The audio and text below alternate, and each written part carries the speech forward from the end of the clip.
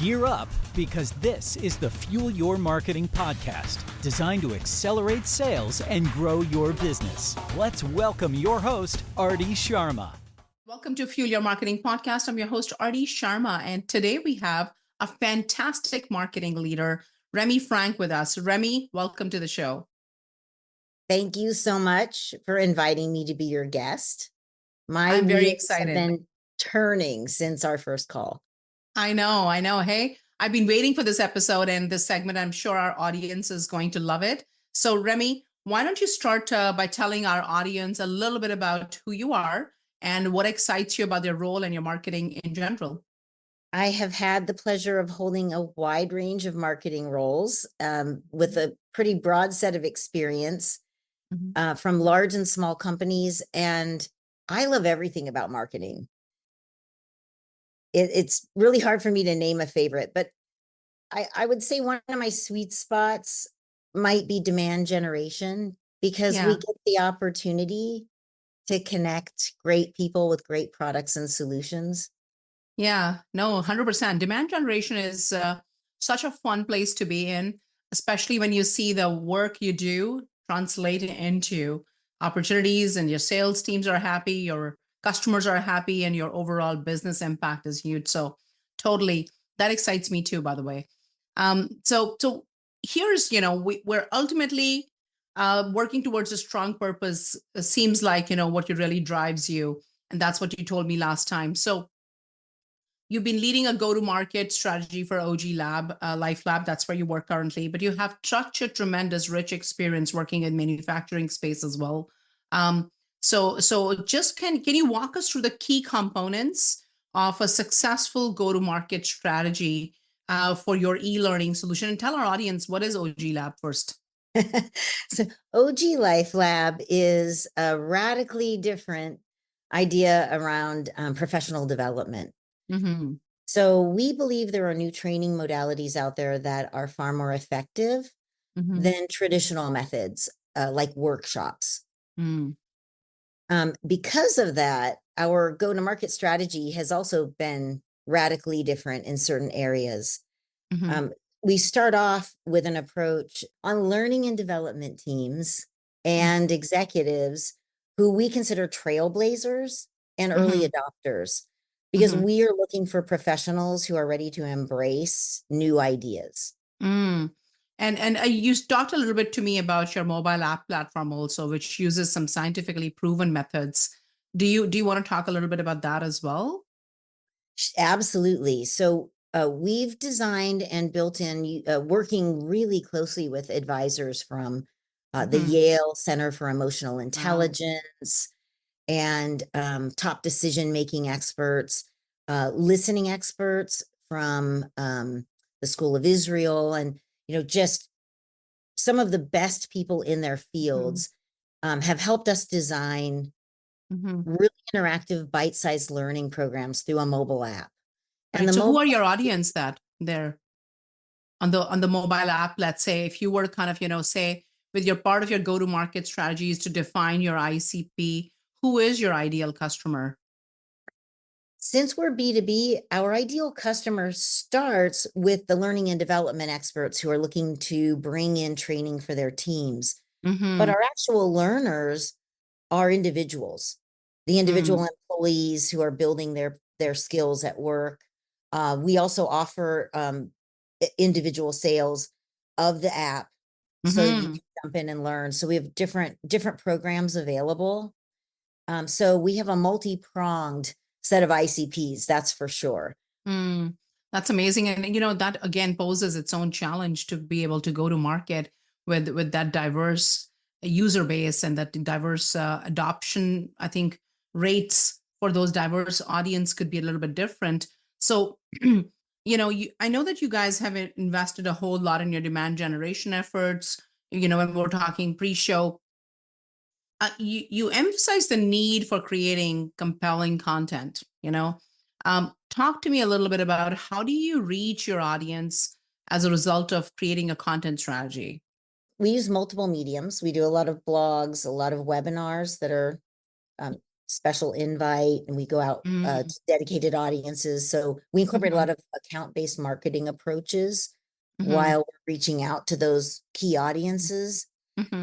And we build a lot of microsites and landing pages with, we have a two-pronged approach. We have our pick a fight attitude and we have our lead a parade attitude. So sometimes, Artie, we like to pick a fight. We want people to raise an eyebrow and question the efficacy of traditional training methods. An example would be workshops. The traditional workshop is great at creating awareness about a topic, but it's not really very great at building lasting skills. So when people first hear that, right, the de facto standard is a workshop. So they're like, what? That's not exactly, what we've been doing, and that doesn't sound right. We want them to question that. We want them to get curious and jump in with us. Wow. And then on the flip side, we like to lead a parade. We understand that we're asking early adopters to think about things differently. So we have to educate them. We have to help bring them along and show them that the newer training methods are really proven to build more actionable skills, better for people's career growth, and that's better for the success of their company. And it looks like that you guys are challenging the status quo of the education and the skills training industry per se. Coming from that background, I know that there's a lot of different types of learners and different types of learning mechanisms. Everyone learns differently. And having kind of, in my many moons ago, having run large conferences and events, I know that, people, and we're users, we are user based. I have a team who is a user base of several products and several educational products as well. So workshops are great, but I think hands-on experience and self-learning, all of these have to be integrated in order for skills to be really, truly enhanced. It looks like that your platform is kind of doing that for bringing learners in a very modern environment where there's a self-learning at their own pace, but also kind of developing them differently. Is it more like a video platform where people can go at their own pace, or is it more like, your product itself is more, there's a coach or a teacher or a lecturer or a professor to teach them? Thank you for that, because everything you've just described is rolled into this mobile learning app. We have live coaching available, coach chats. So if someone's in a situation and they want a quick answer, we also do the bite-sized learning. So it's self-paced. You jump in when you have the time, which makes it a lot less stressful. If you're an employee and your workload is high and you're trying to fit in this training, sometimes it's hard to take a day off and go to a workshop. You're like, oh my gosh, I'm checking my emails on every break, True. So it's such an easier way to learn when you say, okay, I'm going to wake up and have my morning tea and I'm going to spend 15 minutes in the Oji app. Yeah, that's right. We also do hack stacks, which are really cool. They're like cheat sheets for fantastic. People. It's all online? Yes. And then we do wow. something called spiral learning, which reminds me of the old days in elementary school when you did flashcards. Oh my gosh, yes. Where you go back and review what you've learned. So now you can keep practicing those skills real time with your teams. Yeah, reinforcement is such a critical way of kind of, learning some new things that you've learned and reinforcing it and adopting and making part of your life. I think that's a fantastic way to kind of bridge that, old school kind of learning methodology into your app. So kind of, bridging that digitally. There's a digital transformation, seems like, that you've kind of taken on in the learning and development phase. So what I'm hearing is that you are targeting executives and end users both through your platform. So that's like bringing the conversation back to the demand gen side of things and reaching out to your ICP. Can you share some specific examples or campaigns that really significantly boosted your market penetration as a product itself? I would say one of the biggest impacts we've made is through our short form videos. We do short form video podcasts. Oh, wow. And so we're doing 2 to 5 minute segments We do them 2 times a week. And our CRO explores new and traditional training modalities and what actually makes the most impact for learners. So you're educating folks who are looking for a solution for their teams to kind of, be in front and center. And that's fantastic. Micro content is so digestible, consumable. So it looks like that video is the way to go, and look at what we are doing today. So definitely. Well, and Artie, I noticed something. If I'm going to segue for a moment, if you don't mind. Yeah, sure. I noticed on your profile, you also follow someone who I really admire. Uh-huh. A gentleman named Chris Walker from Oh, I Refined do. Of House. course. Yes. Chris is And amazing. sorry, go ahead. He puts out real stuff on go to market, and I admire him for having the courage and the time and the consistency to post about it. And think he's bringing in some real metrics driven insights and conversations that are changing how I think the marketing leaders, the sales leaders, are seeing marketing as a function, and kind of there's no intertwining. And I think he's the first one, I would say, along with Sangram, to demystify the go to market and marketing modalities are different. Like those two are separate functions. Go to marketing is go to market is a complete framework and a strategy, whereas marketing is a function and subset of that. So yeah, no, it's interesting. What do you like most about Chris? I love how he picks a fight. And I love that he leads the parade. He stands his ground. I love it too. Yeah, exactly. Having said that, some things could be done differently, but hey, each to their own. Yeah, no, of course. So micro content, and that look at what he's producing. We're both following him. There's digestible micro content, and that is what is really fascinating for me, Remy. I also think that you guys in your own industry are challenging the status quo with your content strategy. I also want to add one point. Most companies, most organizations think it's a function of marketing, but go to market is not a function of marketing director. I find it's a CMO, CEO, C-suite, executive level motion, and they need to own it, right?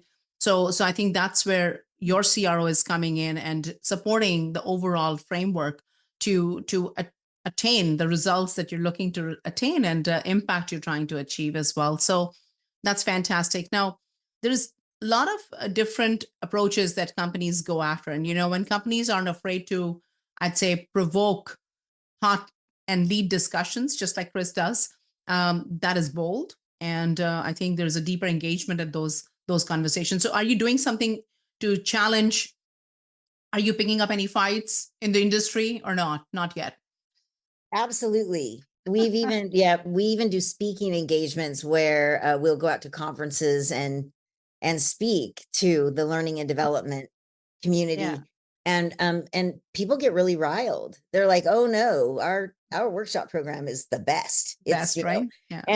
And so some people don't like to hear what we have to say, and that's okay, because we also really have learned to understand that and there's nothing wrong with this. For us, we find that if it's a more conservative company or more conservative people, they're going to wait, and they're not going to adopt those new ideas until way down the road, when it's not new technology or new, right? Not a new modality, because they're waiting for it to be a tried and true. And we're looking for the people who want to help make it a tried and true. We want the people who want to jump in early. So you want customers to design it with you, and you really are looking for that pool of customers who are forward thinking.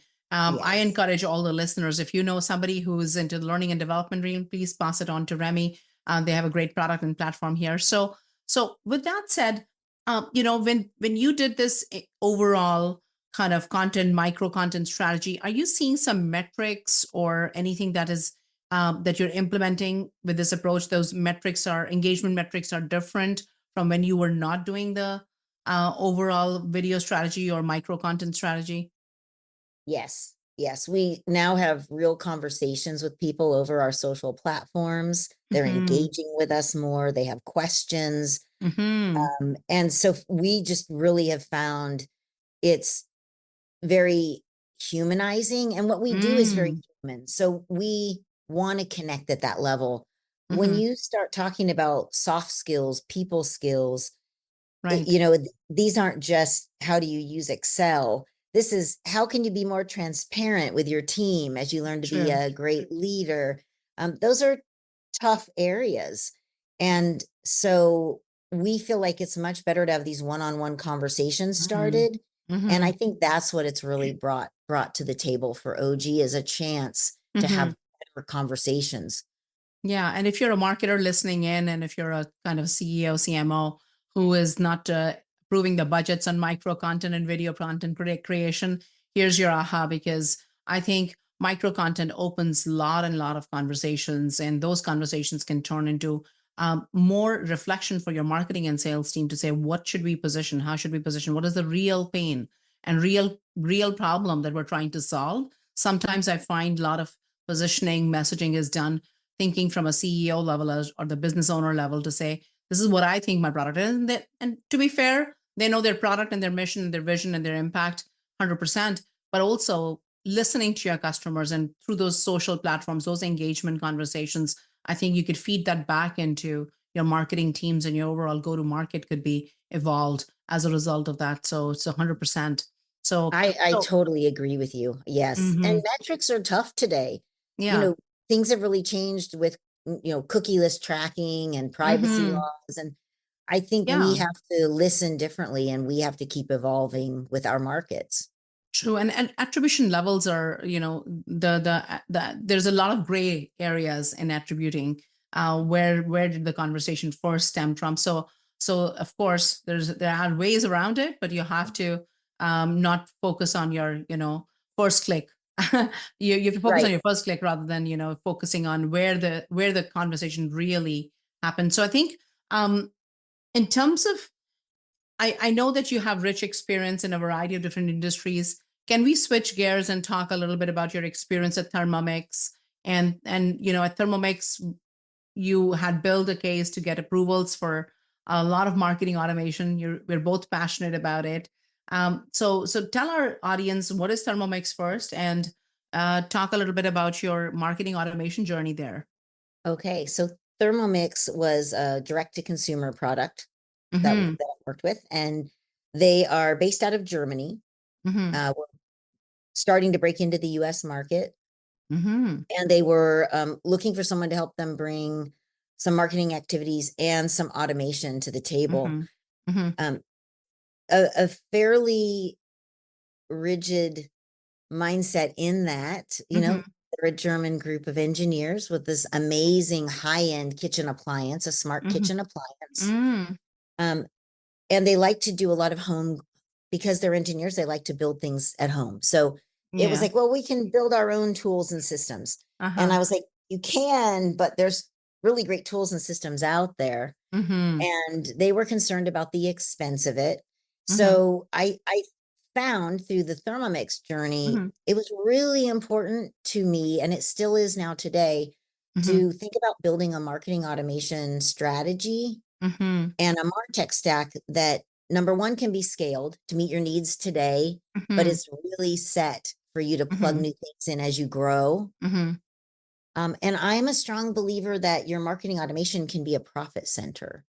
Of course, absolutely. And I think any function in marketing has to do two things: brand evolution and enhancement, or generate revenue, right? And at the end of the day, brand should also lead to generating some revenue. So you talked about the MarTech stack and why companies are hesitant in investing, and they see that as an expense. So what did you do differently to kind of get some approvals there, or how did you approach this challenge, and what was the outcome? So we decided we would build our strategy for automation alongside an operational budget.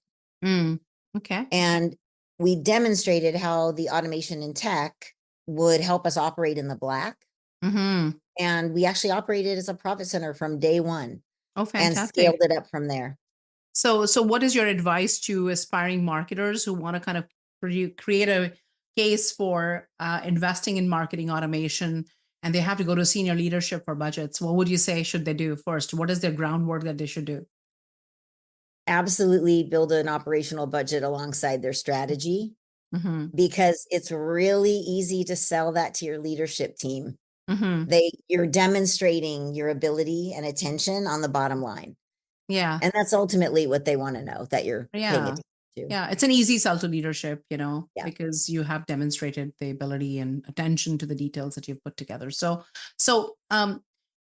you're a big advocate for automation. And, if it was to redo this at Thermomix, would you do it any differently, or to kind of, especially to build the scalable growth? I think I would always say I could do something differently afterward. Of course, we all can. Uh, I'm I think that we did a lot of things really well. mhm, I think that I would have vetted out our implementation team a little bit mm, differently.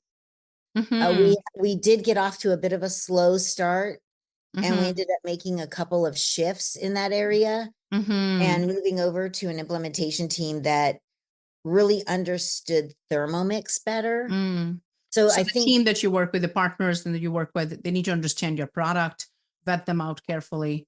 And did you have any adoption challenges, any kind of like as you said, the implementation challenges were there, but when you got past the implementation challenge, let's say, was the sales team adopting those new tools and technologies? I mean, that's a big roadblock. Like, people invest in MarTech, and 90% to now 70% is unused, right?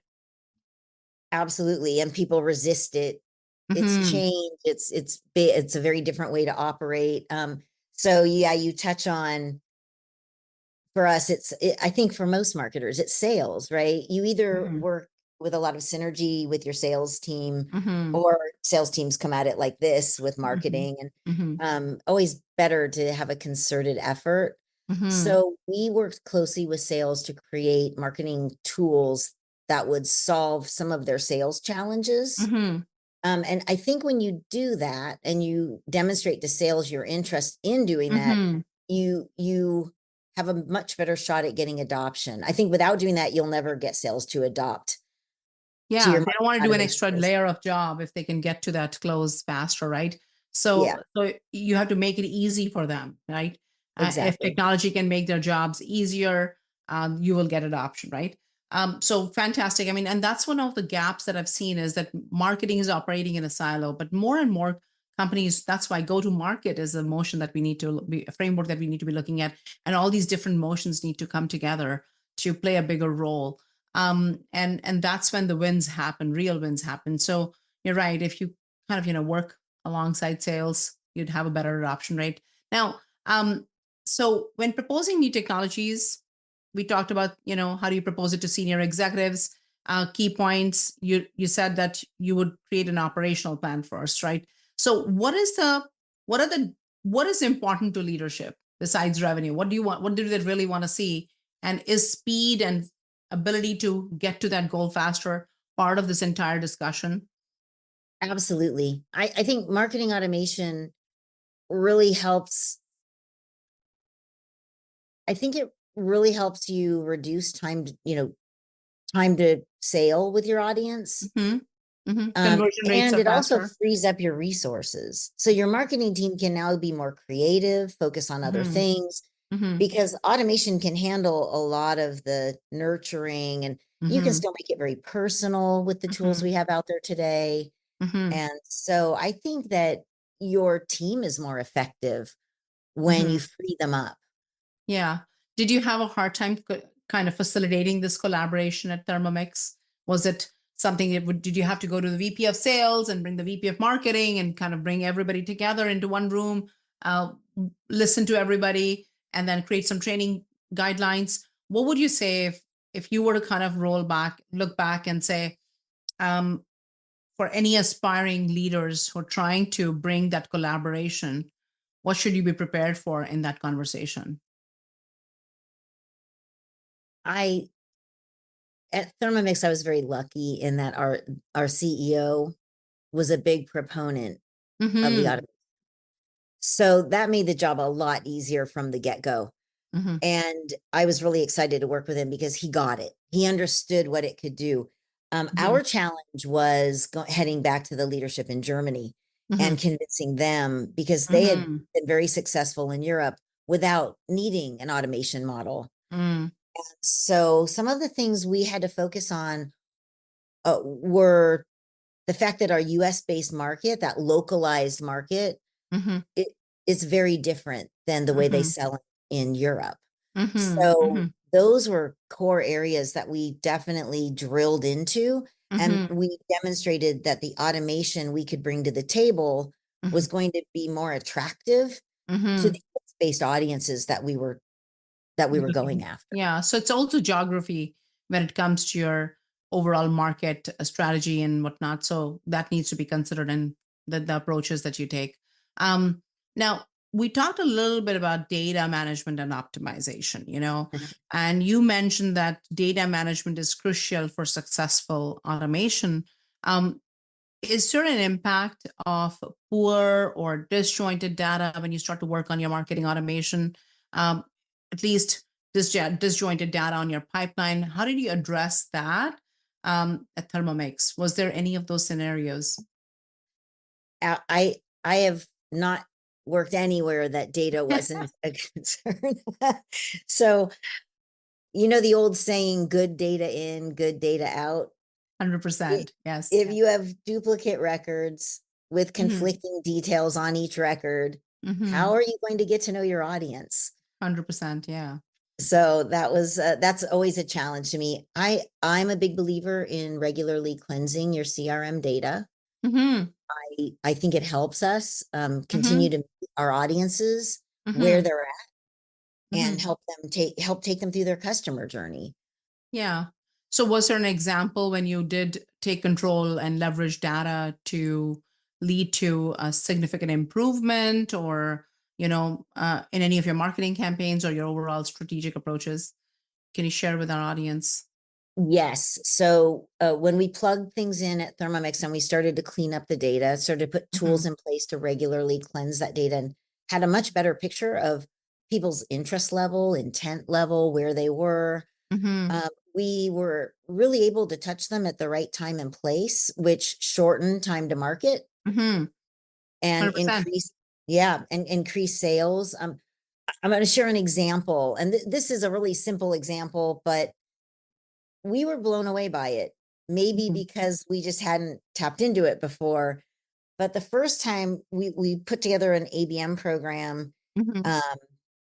at Conversant, and by having our data much cleaner, we actually earned 16 million in new revenue from one ABM program. Wow. And I really believe it's because we were able to focus on really identifying accurately what people were looking for and how we could make the most impact with them. Yeah. And I think, especially for your ABM campaigns, you got to have really clean data. Otherwise, you will lose a lot of your budgets very, very quickly, and time and resources, without having any impact. I think the merit of a good ABM campaign is having a cleanse account, list, and, your target accounts, of course. So definitely that's a good example. Now, customer profiling, personalization also plays a role. What are your thoughts on that? I love profiling. I know that sounds like a terrible thing to admit to. Yeah. Yeah, I know. But it's, I think it's, I'll switch back to Thermomix. We were able to deliver really personalized foodie content and recipes to our intended audience, who were, Right. keto and vegan visitors and customers. And you really can't do that if a visitor comes to your site and you don't get the chance to learn about what they're really interested in. If I serve someone who's vegan a pot roast recipe, I'm not really serving Thermomix or them, right? It's so I think for me the progressive profiling is really helpful in helping us get to know people and doing it in a way that's not overbearing. Yeah. I think that all starts with knowing who your ideal customers are, right? And first, and then getting to know them at a deeper level, their interests, what motivates them, their intent, and then kind of, helping them progress through the buying funnel. But as you said, without being overbearing or being so pushy and salesy and just being so direct, it's just making them becoming part of their journey and making them part of yours, right? I think it's a Yes. combination of the two. So talking about ICPs, is there um, what is your thought on what should be defined when you define your ideal customer profile? Like, there's so many different ways I've looked at. People talk about personas, avatar, your ICP. There's so much out there, and um, but what is it that you think is important as companies start to define their ICPs? We definitely base all of our strategies around our ICPs. We think it's Mm-hmm. invaluable. You and I touched on that the other day. I was like, Mm-hmm. oh, Mm-hmm. I think you and I have a lot of alignment in Mm-hmm. that area. It's important because it's invaluable at decreasing time to purchase and increasing retention and loyalty. Mm-hmm. And so I think as we're developing our ICPs and really looking at who we think is the right audience for us and how we can speak to them well, Mm-hmm. um, I do put a lot of focus on my end game is retention and loyalty. I think like I want them to become a raving fan Mm-hmm. and and for the right reasons. I want them to really love us because Yeah. what we do is great.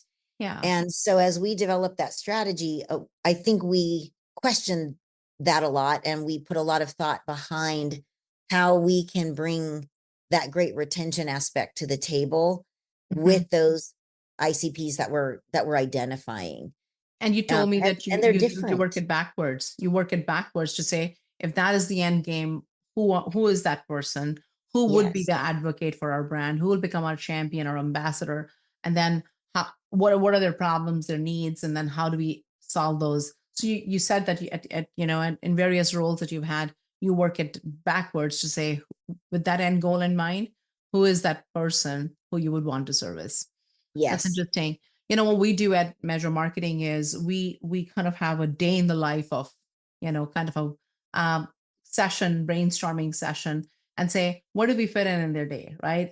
Are we important to them? Are we not important to them? At what stage in their day are we important to them? And maybe in a week or whatever the case may be, depending upon the type of customers we're servicing, and who is important, to them, right? Ultimately, this is a brainstorming session we do with our clients. So kind of, putting everything on the map to say, what does this person do during their day? And then how do we interject and kind of, weave ourselves in their life? And will that be overbearing, as you said, or will it be something which is a smooth integration? So those are the kind of things that people, I think, companies and organizations and marketing leaders could possibly think and think deeply about who they service and what impact they're having. So now, I know that you have in-house agencies that you work with. You work with external resources, and you worked with agencies within, some internal teams, uh, agencies, external resources, project-based resources. Talk to me, when companies are growing, right? And they're growing, they have big, ambitious goals, and they're driven and ambitious both. What is the best way to kind of, grow their marketing teams? Is it in-house, outsource? In your experience, you've done work with a variety of different companies. What would you say? I think both models work at different times. Mm-hmm. But if you're a younger company and you're really getting going, or if you're a really established company, maybe you're bringing in you have a whole new product marketing lineup. I think it's really helpful to work with external agencies and partners. It brings in new perspectives that Mm-hmm. you don't always get in-house. Mm-hmm. So I really do like the external partner, perspectives. Mm-hmm.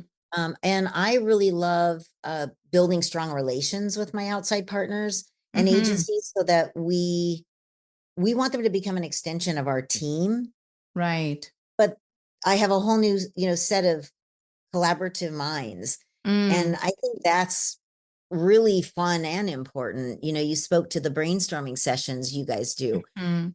Y- That's powerful. You Yeah. learn what soccer moms really need in Mhm. their day, as you guys Yeah. go through that. And you don't always get that when you're in-house because everyone is so close to the product. hmm I also think that you're absolutely right. We're sometimes so close to our own product. Even us at Measure Marketing, we sometimes had to seek external consulting advice as we are scaling up and growing because we're so close to our customer base, our services, that we overlook some of the important aspects that could possibly be furthering our go to market. So you're absolutely right. Bringing a team that is an extension of your team, it's hard, but that synergy leads to a lot of cohesiveness, and I think extremely successful outcomes, as you mentioned I to me would earlier agree as with well. you. Yeah. So can I dig deep into, when you work with agencies, have there been any pitfalls, and what would your advice be for any startup or anybody who's immature, and they're kind of trying to bring external partners to be part of their journey? Yes. So if this is good with you, Artie, I'm going to start with how I would choose an agency Mm-hmm. and touch on then Yes. why I want to dig on that first. Yeah. So I would typically choose an agency for these reasons. Have they done their homework about us? Do they Mm-hmm. really come in and they've demonstrated they've done their homework and they know us? Mm-hmm. They clearly understand our goals and they're helping us set really good metrics that align Mm-hmm. with those goals. Mm-hmm. They bring a growth mindset that's fresh for us. Mm-hmm. And then this is where I touch on where we've seen pitfalls. And they provide their A team. Yeah. I don't want the B team, especially if I'm at a scrappy startup like Yeah. Oji, and so many agencies do that. I come in, I'm doing an intro with them, and they're trying to start me with the B teams. And then they're like, and you can grow up with us. And I was like, Mm. no, no, no, no. I want the A team right out of the gate. So Uh, what is that's an A that's team for you? What does an A team mean? someone who has done their homework and really gets us. And Mm. they have they can have a diverse set on the team. So Mm-hmm. there might be someone who's got a lot of experience, like Mm-hmm. yourself. Mm-hmm. You might also include someone on the team who's a young up and comer, who's Mm-hmm. got that newer generational, Mm-hmm. their finger on the pulse of that new generation and what's going Mm-hmm. on with them. And Mm-hmm. they bring different values. Mm-hmm. So your differentiators are Mm-hmm. different for those different Mm-hmm. audience groups. And Mm-hmm. I think bringing that blend of experience and new experience is really important. So I kind of look for that in an A team that we work with. Yeah. Yeah. No, I totally agree. I speak to a lot of marketing leaders who are looking, and we're kind of going in that space to kind of pitch to them. And I agree. Most of them are struggling. I wouldn't say a B team, but sometimes there's only one person allocated to the account, whereas there needs to be a team of specialists that needs to come in the account to do the the justice that the account requires at that stage, especially when you're onboarding and you're kicking off the campaigns. You really need everyone to, all the strategists and executionist team members and specialists to be together, aligned. Everybody's, reading or drinking this from the same, uh, you know, pond, I would say, just to Yes. keep it clean. So at the end of the day, I think that's what is the missing link. But I'm glad to know that agencies are now shaping up. They're understanding the needs of the market. They're understanding the needs of the marketing departments and leaders like yourselves. And I'm sure there's many marketing agencies who are kind of bringing that diverse group of team members to support campaigns, essentially getting the return on ad spend, return on marketing. These are the key terms that we use all the time. Um, so for aspiring marketers, you have such a rich experience. We're both here.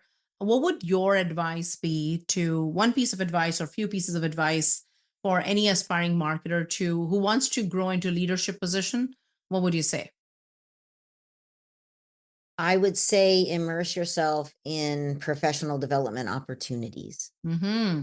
I really feel that even the best individual performers are not prepared to lead others typically when they first step into that role without developing some of those really important people skills. Mm-hmm. Well said. And I agree. I agree and concur there because I think uh, marketing is changing, ever evolving. For any marketer, personal development, ongoing learning is critical to their function, and they shouldn't wait for their organization to put them through a workshop. No pun intended here. To go through and learn. There should be a self motivation to self learn and test out, because marketing is also about testing. So I highly encourage everybody listening in, if you're an aspiring leader, to develop your skills, develop not just skills in digital marketing or AI or whatnot, develop the skills to understand business, understand different other functions within a business, sales, customer service, and try and understand from different um, various aspects of a business so that you can have a real impact. Remy, this was a fun conversation. We touched upon some really interesting topics. I appreciate you taking the time to be with me today. Thank you so much, and can't wait to see where Oji Life Lab goes, and how this evolves and changes the learning and development industry. Thank you. I am so tickled that you invited me. I'm a little nervous, but I hope everyone enjoyed it as much as I did. Thanks so Yeah. much for having me. Pleasure. See you on the other side. Take care. See you on the other side. Thank you for listening to the Fuel Your Marketing podcast. For more episodes, visit www.fuelyourmarketing.com.